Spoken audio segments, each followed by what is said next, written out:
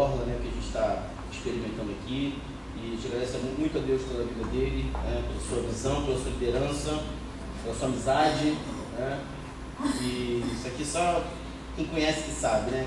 A riqueza que está aqui dentro desse coração, você também com a sua esposa Ruth, muito obrigado por ter vindo. Vamos orar? Muito obrigado, Pai, pelo teu servo que dispôs a estar aqui nessa noite. Pedimos que o Senhor use a tua palavra, ó Pai, seja um instrumento, e ele, ó Pai, seja teu servo nesse momento, edificando as nossas vidas, edificando a tua igreja. Muito obrigado pela sua família, pela sua igreja, pelo seu ministério, pela sua vida, ó Pai.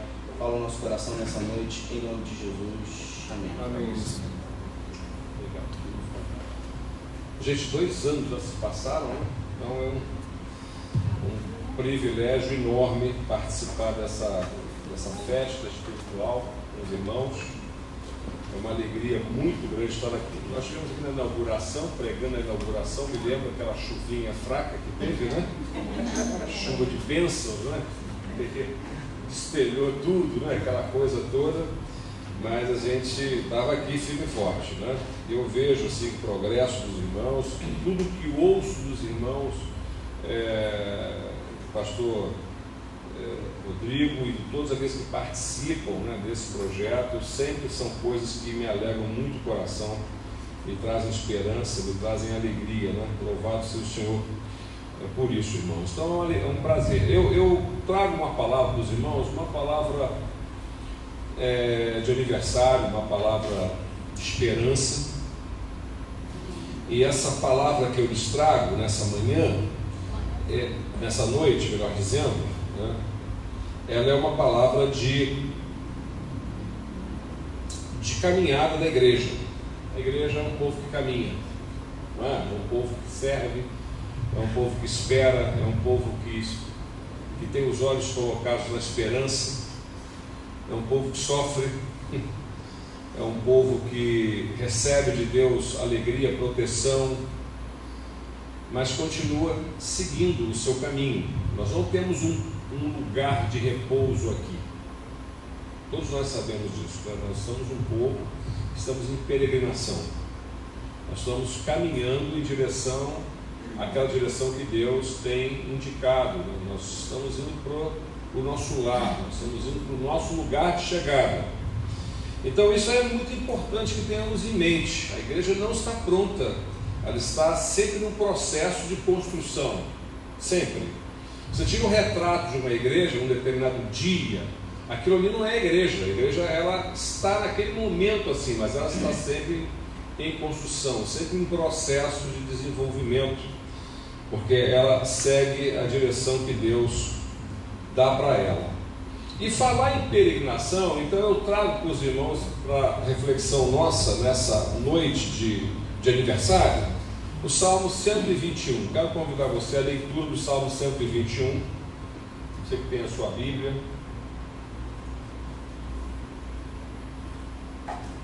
Você pode ligar aí a sua Bíblia, você pode abrir a sua Bíblia. Diz assim o Salmo 121, na versão que tem para essa noite: levanto os meus olhos para os montes e pergunto: de onde me vem o socorro? O meu socorro vem do Senhor que fez os céus e a terra. Ele não permitirá que você tropece. O seu protetor se manterá alerta. Sim, o protetor de Israel não dormirá. Ele está sempre alerta. O Senhor é o seu protetor, como sombra que o protege. Ele está à sua direita. De dia o sol não ferirá, nem a lua de noite. O Senhor o protegerá de todo mal, protegerá a sua vida. O Senhor protegerá a sua saída, a sua chegada, desde agora para sempre. Amém, irmãos? Qual é o seu salmo predileto? Esse é um dos meus prediletos, Salmo 121. O Salmo 121, ele faz parte de um pequeno grupo de salmos conhecidos como os Salmos da Ascensão. Por que Ascensão? Porque o Salmo 121 era cantado, recitado pelos peregrinos que subiam em direção a Jerusalém para as festas anuais. Então você sabe que naquela época não era muito fácil o deslocamento, as pessoas vinham de longe, elas vinham andando, vinham caminhando, né? Então elas preferiam caminhar em grupos, então elas vinham em grupos, se dirigindo para Jerusalém, e enquanto estavam indo, elas recitavam um dos salmos prediletos, era o Salmo 121. Jerusalém era a cidade sagrada, porque lá estava localizado o templo de Salomão, símbolo da presença de Deus. Era assim que Deus se fazia presente no meio do seu povo. Deus tinha uma casa, e essa casa era o templo onde Deus habitava. Era em Jerusalém que as festas sagradas aconteciam. Em Lucas capítulo 2, nós vemos Jesus sendo levado pelos seus pais para o templo, e lá eles iam para adorar, para fazer os seus sacrifícios, para se encontrar com Deus, vamos dizer assim.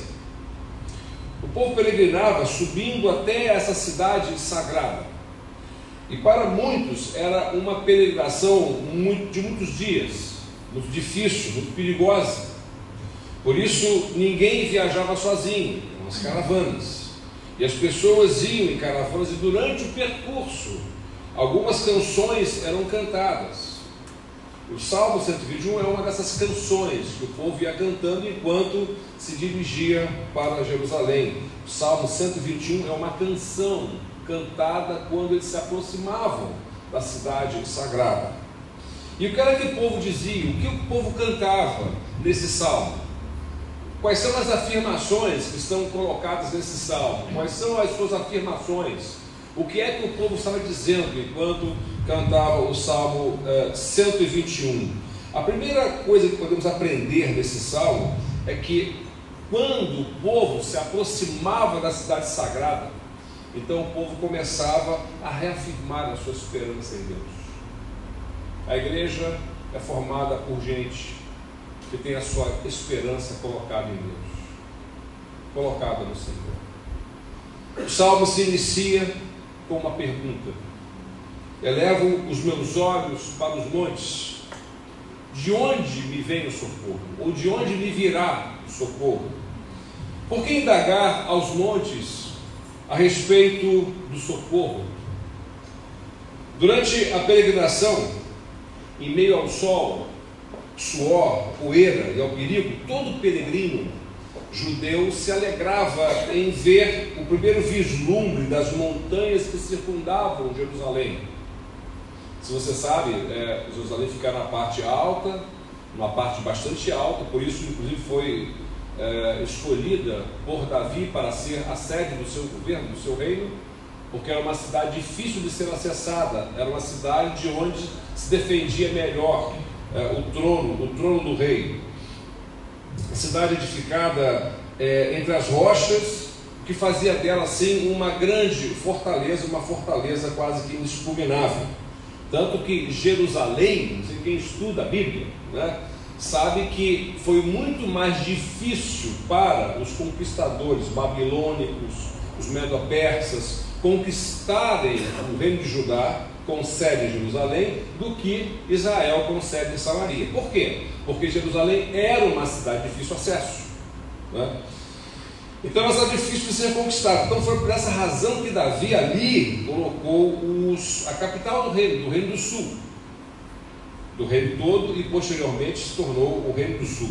Quando os peregrinos avistaram os montes, eles ainda estavam longe, se aproximando de Jerusalém. Eles viam os montes, mas de longe eles já viam as montanhas que circundavam a cidade sagrada.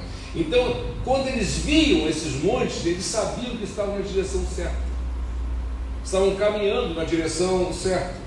Eles estavam se dirigindo para o lugar da habitação de Deus, e por essa razão os seus corações se enchiam de esperança. Estar na presença de Deus significava a possibilidade de encontrar ajuda. Eles não iam apenas para um lugar sagrado para cantar umas canções e voltar para casa. Ir ao lugar onde Deus estava significava a possibilidade de encontrar perdão, de encontrar sentido para a vida, de encontrar encorajamento, salvação, libertação. As pessoas se dirigiam para Jerusalém a uma só voz e pronunciavam uma pergunta retórica, sem esperar uma pergunta que alguém respondesse. Eles perguntavam: de onde me virá o socorro? E a própria caravana, continuando a canção, respondia: o meu socorro vem do Senhor, que fez os céus e a terra. É por essa razão que o Salmo 121 é conhecido como a canção da esperança, Salmo da esperança, porque esse salmo é cantado por aqueles que aprenderam a colocar a sua esperança em Deus, a esperança daqueles que se dirigiam para Jerusalém. Eles não estavam esperando na sua própria justiça, não estavam confiando que eles eram os bons e por isso eles podiam ter esperança de Deus, não. Eles não estavam dizendo ali que a esperança deles estava na peregrinação. O que é colocar a esperança na peregrinação? É colocar no sacrifício, naquilo que estamos fazendo, no esforço, né? Não estava. Também a esperança deles não estava colocada no templo, na religião. Eles podiam dizer: a nossa esperança está no templo, quando chegarmos lá, quando tocarmos as paredes, quando tocarmos objetos sagrados, quando virmos os sacerdotes. Não era essa a esperança deles, não era nesse aspecto que estava colocada a esperança do povo que peregrinava, mas sim em Deus. A esperança daqueles que se dirigiam para Jerusalém estava em Deus. Salmo 121 está dizendo isso. Nos convida a mim e a você a colocar a nossa esperança em Deus. Eu pergunto a você, nesses dias que vocês estão vivendo como igreja, irmãos, família, na relação do trabalho, na cidade, onde é que está colocada a sua esperança? Onde é que repousa o seu coração? O Salmo 121 nos convida a colocar a nossa esperança em Deus. Por quê? Porque o Salmo 121 nos convida a colocar a nossa confiança em Deus. Deus não vai permitir, diz o texto, que a nossa fraqueza nos impeça de prosseguir. É por isso que a nossa esperança está colocada em Deus. E diziam isso os peregrinos: a nossa confiança está em Deus, porque Ele não vai permitir que a nossa fraqueza nos impeça de prosseguir na vida. Por isso que eles dizem: Ele não permitirá que você tropece, o seu protetor se manterá alerta. O maior desejo do peregrino era chegar na cidade sagrada. O maior desejo dos que se colocam a caminho é chegar no lugar onde se espera chegar, onde se pretende chegar. Mas as distâncias eram muito longas. Você imagina caminhar dias e dias para se chegar no lugar onde se pretendia. Eram dias e dias de caminhada. O caminho muito acidentado, cheio de pedras. Os pés cansados do caminho estavam sujeitos a tropeçar. Uma queda poderia colocar fim à viagem, colocar fim ao sonho de encontrar-se com Deus. Então os peregrinos cantavam juntos: Ele não permitirá que você tropece. Ele não dorme, o seu protetor se manterá alerta. O que o Salmo nos ensina? O Salmo 121 nos ensina que, apesar de sermos fracos, apesar da jornada ser difícil, apesar de muitas vezes sentirmos nossos pés fraquejarem pela dificuldade do caminho, ainda assim nós conseguiremos chegar onde Deus quer nos levar. Entende isso? Nós vamos chegar onde Deus quer nos levar. Você vai chegar aonde Deus quer levar você. Essa igreja vai chegar no lugar onde Deus a quer levar. Por isso nossa esperança está em Deus. Por que podemos ter a nossa esperança em Deus? Segunda resposta que o Salmo nos dá: Deus não vai permitir que as dificuldades do caminho nos façam desistir. O caminho dos peregrinos havia um deserto. E no deserto tem o sol que queima de dia, mas também tem luz, tem lua que gela de noite. Eu não sei quantos aqui já foram no deserto. E quando eu fiz uma viagem a Israel, eu tive o privilégio de ficar hospedado no meio do deserto do Sinai. Aquele mesmo deserto que o povo Deus atravessou, saindo do Egito em direção a Israel. E foi muito interessante, porque nessa caminhada, né, nós estávamos de ônibus indo para um lugar, um mosteiro chamado Mosteiro de Santa Catarina. E era bem no meio do nada. Sabe aquela coisa que está no meio do nada? Você sai assim, eu saía um pouco para fora assim do mosteiro, não tinha nada. Aquela noite pesada, aquele céu coalhado de estrelas assim, e nada. Não tinha um som, não tinha. E o frio? Um frio de matar a gente, tanto frio, de dia calor, sol pesado, e de noite frio. Foi muito interessante, porque o guia que estava conosco foi: pastor, vou fazer uma brincadeira com o pessoal, você me permite? Eu falei: permito, claro, pode brincar à vontade, o povo gosta de brincar. Aí falou assim: olha, meus amigos peregrinos, nós temos, ele não falou nada do mosteiro, falou, nós vamos passar a noite no deserto do Sinai. E como vocês sabem, o deserto do Sinai é muito frio à noite, e nós vamos passar a noite em tendas. Então, como não tem com que se aquecer, o que acontece? Nós vamos dormir abraçados com os beduínos. Então os beduínos estarão lá, você vai escolher o seu beduíno de preferência, e você se abraça com ele e fica ali, não pode soltar, porque se soltar você vai morrer de frio. Eles já estão lá, estão acostumados, não tem problema nenhum. Aí começou aquele zoom dentro do ônibus, né? Beduíno, cara, senhora, eu jamais faria uma coisa dessas. Se o meu marido souber que eu dormi abraçado com um beduíno, como é que vai ser?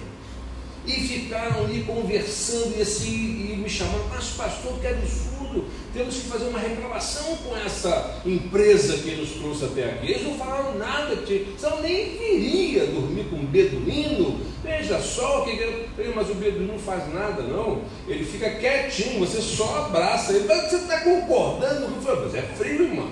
Eu entrei na brincadeira também, e aí aquela confusão e tal. Aí chegamos lá e vimos, não era nada disso, era uma brincadeira, tinha um mosteiro, tinha um quarto, tudo arrumadinho, tudo direitinho. Aí uma dessas que mais reclamou me procurou depois: pastor, eu estava até querendo um beduínozinho mesmo.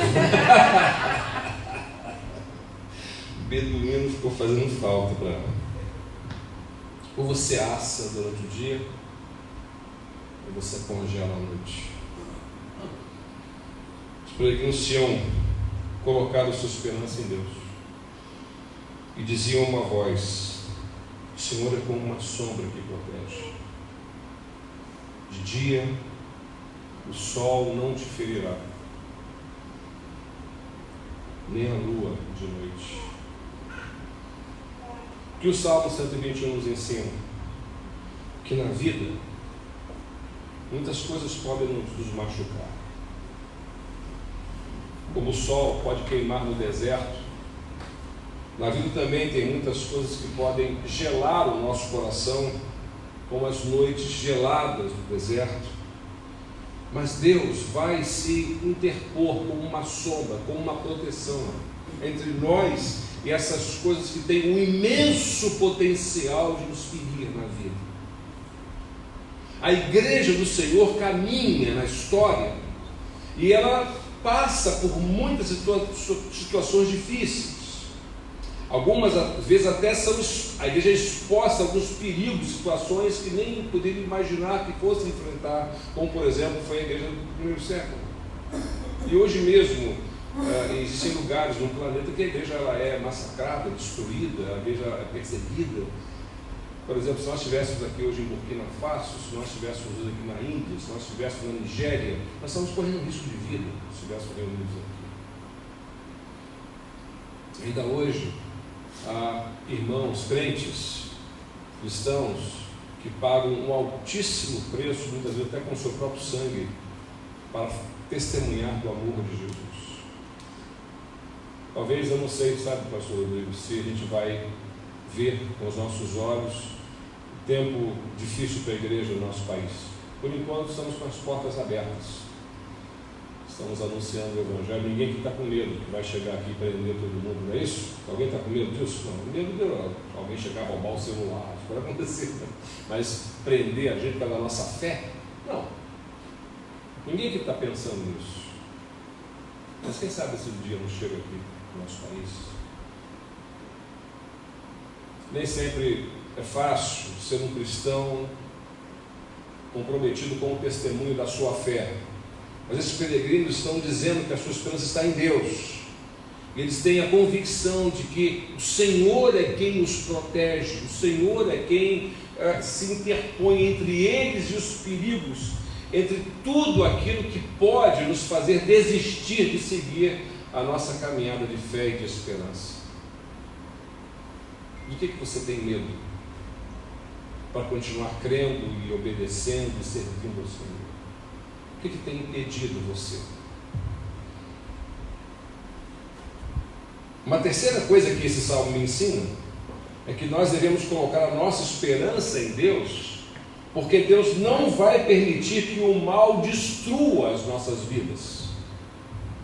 No caminho havia muitos perigos, havia animais ferozes, havia ladrões, salteadores. Por quê? Porque os peregrinos, aqui é um dado importante, os peregrinos quando iam para Jerusalém, muitos iam nas festas, por exemplo, da Páscoa, para oferecer sacrifício. Por que eles iam oferecer sacrifício? Porque essa era a maneira como o perdão se dava na época do templo. Então eles levavam em seu bolso dinheiro. Eles não levavam os animais para o sacrifício. Por quê? Porque se eles levassem animais, primeiro que era difícil você ir arrastando um animal grandes distâncias. E segundo, a dificuldade seria o fato de chegar no templo e o seu animal não ser considerado como estando apto para o sacrifício. Então eles levavam dinheiro. Então eles entravam no templo, e você sabe que no templo existiam as mesas de câmbio. Você lembra quando Jesus chegou lá, entrou, expulsou todo mundo e tal? Tinham lá os setores de câmbio. Então eles chegavam e, dependendo das posses que tinham, eles iam trocar o seu dinheiro, porque eles tinham dinheiro no bolso, iam trocar pela moeda tíria, que era a moeda que corria no sistema do templo, e com essa moeda tíria, que era uma moeda de tiro, que tinha um grande volume de prata, isso ela tinha valor em si, não apenas um valor de face, mas ela tinha valor nela mesma, intrínseco, uma moeda que valia. Eles pegavam esse dinheiro e iam lá e compravam uma pombinha, ou um bezerro, ou um cordeiro, ou uma efa de farinha, o que for, e eles compravam isso e levavam lá para o sacrifício, para o sacerdote oferecerem sacrifício pelo seu perdão, pela sua família, enfim, diante de Deus. Eles iam ao templo para encontrar perdão, iam ao templo para encontrar esperança. Tem uma história na Bíblia, no Antigo Testamento, dos filhos de Eli. Estão lembrados, né, que eles foram mortos, né, porque eles fizeram uma coisa muito errada. O que foi que os filhos de Eli fizeram tão erradas? Você lembra? Eles eram sacerdotes, e quando o povo colocava carne para o sacrifício, a orientação de Deus era a seguinte: esperar que toda a gordura se queimasse. Sabe aquele cheiro bom do churrasco? Esse cheiro de Deus. Deixa ele chegar para Deus. Depois que a gordura se queimou toda, então Deus aceitou o sacrifício. Os sacerdotes poderiam enfiar o garfo e tirar a sua parte. O que os filhos de Eli faziam? Quando o povo colocava a carne para o sacrifício, eles colocavam também para o sacrifício, um pouquinho de tempo depois eles iam lá com o garfo longo e pegavam a carne, catavam a carne. Não esperavam a gordura se queimar. E porque a gordura não se queimava, o que acontecia? O povo ficava sem perdão. Então esses sacerdotes estavam impedindo o povo de obter perdão de Deus, por isso foram dizimados.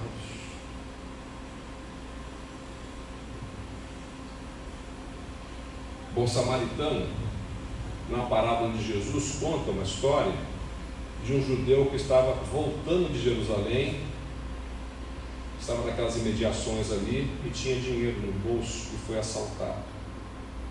Os ladrões vieram e roubaram dele. A estrada para Jerusalém poderia ser muito perigosa, muitos perigos. Então, os peregrinos cantavam juntos: o Senhor o protegerá de todo mal. O Senhor protegerá a sua vida. O Senhor protegerá a sua entrada e protegerá a sua saída. O que o Salmo 121 está querendo nos ensinar?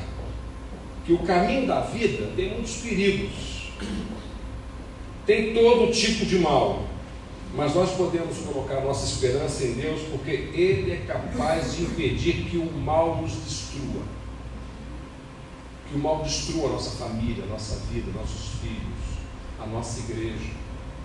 Deus é capaz de fazer com que o mal pare, que o mal não tome o nosso coração. Nós podemos até sofrer, mas nós não somos tomados, dominados pelo mal. Para concluir, irmãos, esse é o resumo da canção da esperança que nós também precisamos viver, como igreja, como irmãos, como irmãs. Mas para que essa esperança brote no seu coração, no nosso coração, você vai precisar de uma coisa. Essa semana eu li uma história de uma nadadora norte-americana chamada Florence. Ela tinha 34 anos e em 1952 ela foi a primeira mulher a tentar uma famosa travessia de 21 quilômetros do Oceano Pacífico.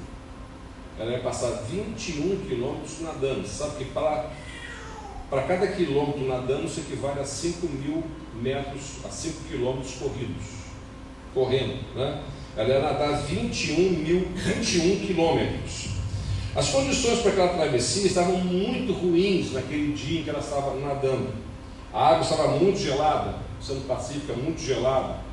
Uma vez eu fui pregar numa igreja em São Francisco, nos Estados Unidos, e o ministro de louvor que me recebeu lá me levou para dar uma volta na cidade de São Francisco. E aí me levou na praia, onde tem aquela ponte Golden Gate. Eu perguntei: essa água aqui é gelada? Ele falou assim: dá uma olhada lá embaixo. Quando eu li, cheio de foca. Quer dizer, é claro que é gelada, está cheio de foca, né? Só podia ser gelada. E nessa água gelada havia muitos tubarões.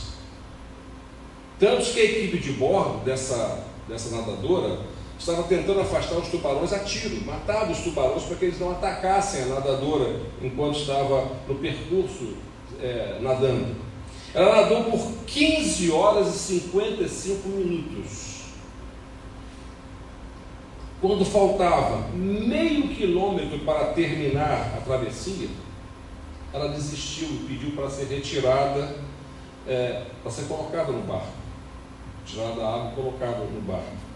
Mesmo com os apelos da sua mãe, da sua treinadora, mesmo com os apelos de todos aqueles que estavam lá na equipe de bordo, dando suporte para ela. Estava muito difícil o clima, ela foi tirada e não concluiu o percurso. Dias depois, ela recuperada, ela foi até a uma emissora de televisão dar uma entrevista. E o nevoeiro foi tão intenso, não é, que ela não conseguia enxergar a praia, mesmo que tivesse 500 metros para chegar. Ela não conseguia ver o final do percurso de nadar. 2 meses depois, ela tentou e conseguiu concluir o percurso. Mas, quando perguntaram por que ela desistiu, a resposta dela foi o seguinte: o tempo estava tão difícil, o nevoeiro tão grande, que nem eu nem a nossa equipe conseguíamos ver a terra. Nós não vimos a terra. Então nós desistimos. Pense nessas palavras um pouquinho. O que me fez desistir foi não ter visto a terra. Isso me faz refletir de que a gente também precisa ver a terra para continuar. Os peregrinos, quando viam os montes de Jerusalém, eles irrompiam em alegria, em cântico, em esperança. Eles estavam na direção certa, na direção de Deus, na direção de encontrarem-se com Deus. Os peregrinos viam de longe, avistavam os montes que circundavam a cidade sagrada. Isso os fazia prosseguir, porque eles estavam na direção certa. A gente caminha mais, mesmo com todas as dificuldades, quando sabemos que estamos na direção certa. Eu quero convidar você nessa noite para erguer os seus olhos nessa noite, não para os montes de Jerusalém, nós não vamos conseguir vê-los daqui, mas para o monte do Calvário. Porque foi ali, naquele monte, que Jesus derramou o seu sangue, que nos purifica de todo o pecado. E é por isso que nós somos igreja, para anunciar esse Cristo, viver esse Cristo, servir em nome desse Cristo, adorar a esse Cristo, que é a razão da nossa vida, da nossa esperança. E é esse monte que você precisa ter sempre diante dos olhos, para continuar tendo esperança e prosseguir. Então você deve fazer como os peregrinos de Jerusalém: olhe para o Calvário, indague ao seu coração enquanto você olha para o Calvário, e pergunte: de onde virá o meu socorro?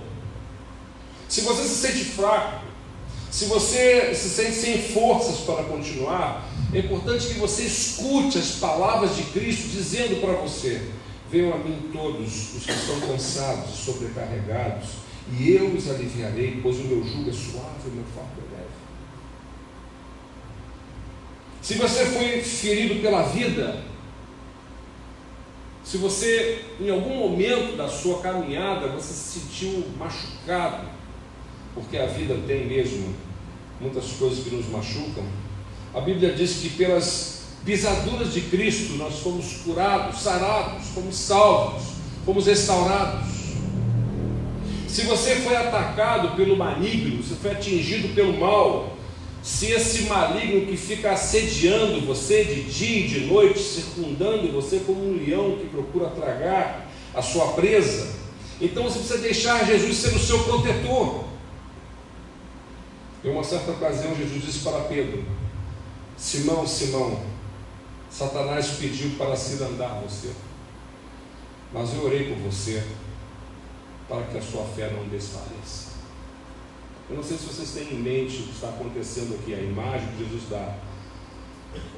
Eu, quando era garoto, eu passava as minhas férias na fazenda de meu avô, lá em Minas, em Divino do Carangola, na região da Zona da Mata. E meu avô lá tinha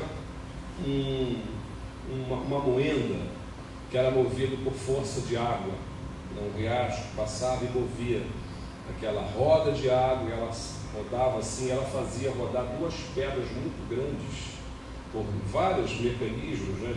Pedras muito grandes, que eles jogavam um milho em grão, e a pedra rodava, cada uma num sentido, essa aqui é assim, essa aqui é assim, né? É isso, ó. Você consegue fazer assim, ó? Vai ser difícil olhar só. Cada uma numa direção. O cérebro tem que estar educado para fazer isso, você não consegue. Estou certo, né? Aí quando a pedra passava uma na outra, os grãos eram moídos e caíam num caninho assim, ia caindo ali o fubá. O fubá que a minha avó fazia a broa, fazia o angu, fazia o curau, essas coisas, né, da roça. Dá uma fome, não é? Só pensar nisso. A vovó fazia isso com todo carinho. Jesus está falando aqui é que essa pedra de cirandar é isso. É como se Satanás tenta para colocar Pedro entre duas pedras muito pesadas que iam rodar em sentido contrário e a massacrar Pedro.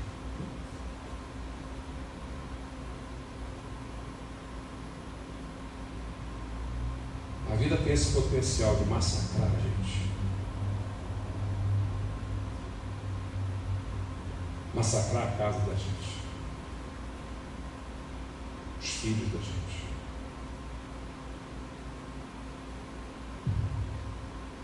Mas nós somos o povo da esperança, não somos, irmãos? Por quê? Porque Jesus faz com a gente o que fez com Pedro.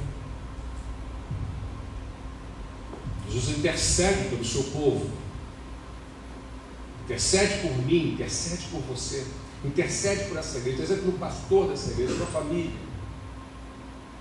Uma das coisas que eu mais gosto no Rodrigo é o seu caráter. Eu conheço muitos pastores, muitos mesmo. Os poucos têm um caráter tão bonito, tão íntegro como o do pastor Rodrigo. Vocês têm um belo pastor para apoiar, para incentivar, encorajar. Às vezes nós como pastores, às vezes eu me sinto assim como aquele que tem que encorajar todo mundo a fazer a obra, e às vezes eu me sinto sozinho fazendo isso. Isso é a cultura do Brasil, né? Vamos ver aqui o Maracanã, né? Tá os jogadores jogando lá no campo, né? E o que o torcedor espera que o time faça? Que o time os encoraje a torcer bem. É justamente o contrário, é o time que tem que torcer e incentivar o seu time para que ele jogue bem, né? E não o time que vai jogar bem para incentivar o torcedor a falar bem do time, a torcer bem para que... Não é assim, simplesmente não é assim. Você imagina se uma pessoa, um pastor, uma família pastoral tem que incentivar toda a igreja a ser feliz, trabalhar e orar e evangelizar? Isso é impossível. Eu acho que uma igreja deve fazer o contrário. A igreja deve incentivar o seu pastor, encorajar o seu pastor, cuidar do seu pastor, animá-lo, porque às vezes a gente desanima. Eu já saí muitas vezes da igreja da Orla de noite, no domingo, dizendo: acabou, para mim chega, nunca mais. O povo não vai me ver nunca mais. Gente aqui que eu cuidei, que eu lidei, botei dinheiro, paciência, lágrimas, madrugadas, sabe? Às vezes isso não é nada para as pessoas. Eu tinha um amigo, pastor, meio louco, né? Ele me chamava para pregar lá, e às vezes assim, no dia do aniversário da minha mulher, lembra disso? Fala: rapaz, não pode. Não, mas é um dia, minha mulher vai me matar, rapaz. Não, mas você tem que vir, porque esse dia vai ter um derramamento, vai ter uma coisa. Aí um desses dias eu fui, aniversário da minha mulher, cheguei lá e ele olhou para mim: ih, esqueci, convidei outro. Então tem uns caras malucos, entendeu? Você faz um sacrifício danado, o sujeito está subiando, sabe? Comendo pipoca. Às vezes dá aquela vontade de você parar, fazer outras coisas. Tem gente que acha que o pastor não sabe fazer outras coisas, né? Isso é um engano.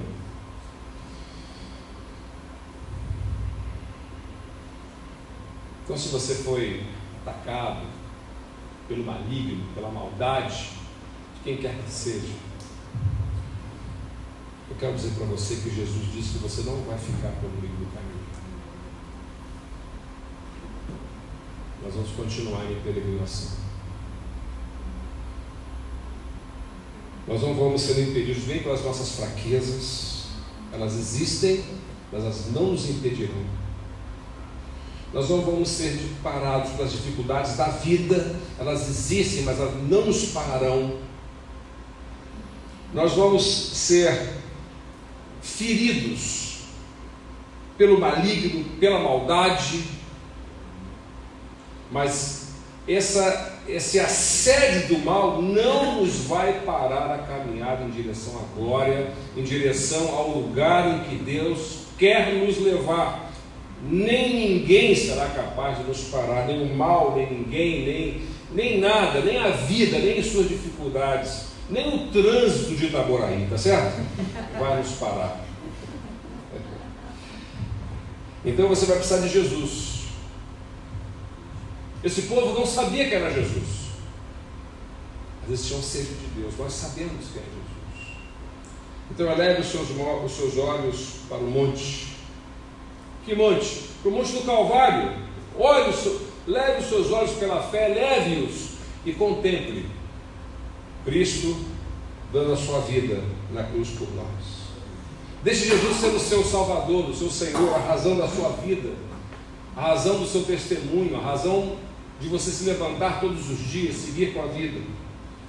É assim que a esperança vai brotar no seu coração, quando de fato você colocar os seus olhos em Cristo. Mais nada, nem na vida, nem nas dificuldades, nem no mal que nos assedia, nem nas nossas próprias fraquezas. Se você for olhar para você, você vai desanimar. Se você for olhar para a fraqueza dos outros, você vai desanimar.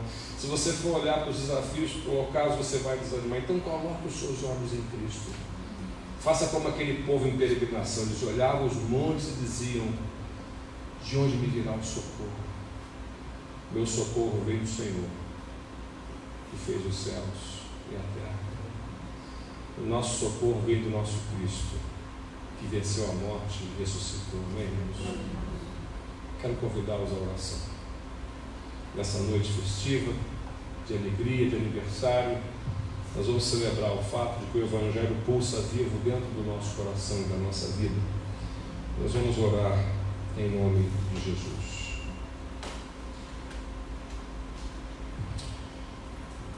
Muito obrigado, Senhor, por essa noite tão maravilhosa em que podemos estar juntos, aquecendo o nosso coração em torno da Tua Palavra. Todas as vezes que abrimos a Tua Palavra, Senhor, nos debruçamos sobre ela, nós sentimos, ó Pai, a ministração profunda do Teu Santo Espírito nos ajudando a receber a Tua Palavra, a sermos instruídos pela Tua Palavra, a sermos exortados pela Tua Palavra, encorajados pela Tua Palavra. Obrigado, Senhor, pela Tua Palavra Santa, que o Senhor faz chegar até o nosso coração, por mediação profunda do Teu Santo Espírito, Senhor. Obrigado pelo Teu Santo Espírito, Jesus. Obrigado, Senhor, nosso Deus, nosso Pai querido. Obrigado por essa igreja que está comemorando os seus 2 anos de existência aqui nesse lugar. Senhor, há tanta gente que precisa conhecer essa esperança, Senhor. Tanta gente ferida pela vida, tanta gente dominada pela maldade, pelo maligno, pela malignidade, tanta gente que já perdeu a esperança porque não tem para onde olhar. Eu quero suplicar que o Senhor continue avivando essa igreja aqui nesse lugar, Senhor, o coração dos meus irmãos, das minhas irmãs, para que eles se sintam encorajados pelo Senhor, para continuar o bom combate, Senhor, trabalhando, militando o bom combate, para que continue em peregrinação, sem parar, Senhor, sem desanimar, sem olhar para trás, olhando para aquele que é o consumador da nossa fé, Senhor. Muito obrigado por essa noite maravilhosa, Senhor. Obrigado pelo pastor Rodrigo, sua esposa, suas filhinhas. Obrigado pelo seu ministério, Senhor, o ministério de um homem íntegro, um homem chamado pelo Senhor. Continua dando a ele, Senhor, sempre essa paixão pela tua igreja, Senhor.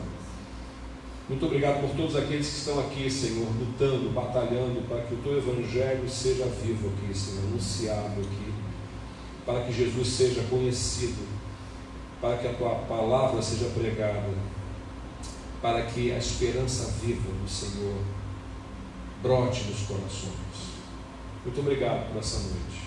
Nós glorificamos o teu nome, Senhor. Nós te adoramos e o fazemos em nome de Jesus. Amém, Senhor, e amém.